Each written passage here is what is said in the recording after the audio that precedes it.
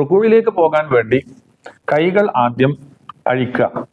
കൈകൾ അഴിച്ച ഉടനെ നോർമലായിട്ട് താഴേക്ക് അഴിച്ച ഉടനെ റുക്കൂയിലേക്ക് പോകാൻ ആരംഭിക്കുമ്പോൾ, കുനിയാൻ ഇങ്ങനെ ആരംഭിക്കുമ്പോൾ നമ്മൾ അള്ളാഹു അക്ബറിലെ എന്ന് തുടങ്ങണം. അക്ബർ എന്ന് പറയുമ്പോൾ പൂർണ്ണമായും നമ്മൾ റുക്കൂയിലേക്ക് എത്തിയിരിക്കണം. ഇനി നമുക്ക് റുക്കൂ എങ്ങനെയാ ചെയ്തു നോക്കാം. അല്ലാഹു അക്ബർ. ഇവിടെ നോക്കൂ നിങ്ങൾ, പുരുഷന്മാർ റുക്കൂ ചെയ്യേണ്ടത് അവരുടെ രണ്ട് കാൽമുട്ടുകളും അവർ പിടിക്കണം.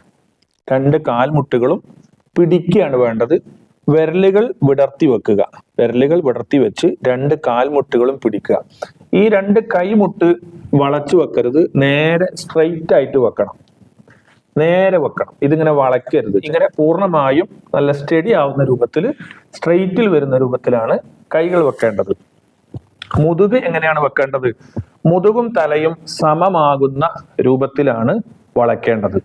നല്ല സ്റ്റഡി ആയ രൂപത്തിൽ തലയും ഈ മുതുകും കൃത്യമാകുന്ന രൂപത്തിലാണ് വളയേണ്ടത്. തല വല്ലാതെ ഇങ്ങനെ താത്തുന്ന ഒരു ശൈലി, ഇത് തെറ്റായ രൂപമാണ്. അതേ രൂപത്തിൽ തല ഇങ്ങനെ പൊക്കുക, ഇതും തെറ്റായ രൂപമാണ്. ഈ രണ്ടും ചെയ്യാൻ പാടില്ല. മറിച്ച് കൃത്യമായി മുതുകും തലയും ഒപ്പം വരുന്ന രൂപത്തിലാണ് വളയേണ്ടത്. റുക്കൂയിൽ നമ്മൾ എവിടേക്കാണ് നോക്കേണ്ടത്? റുക്കൂയിൽ നോക്കേണ്ടത് നമ്മുടെ കാലിന്റെ ഈ ഭാഗത്തേക്കാണ് നോക്കേണ്ടത്. പ്രത്യേകം ശ്രദ്ധിക്കുക, കാലിന്റെ ഈ ഒരു ഭാഗത്തേക്കാണ് നമ്മൾ റുക്കൂയിൽ നോക്കേണ്ടത്.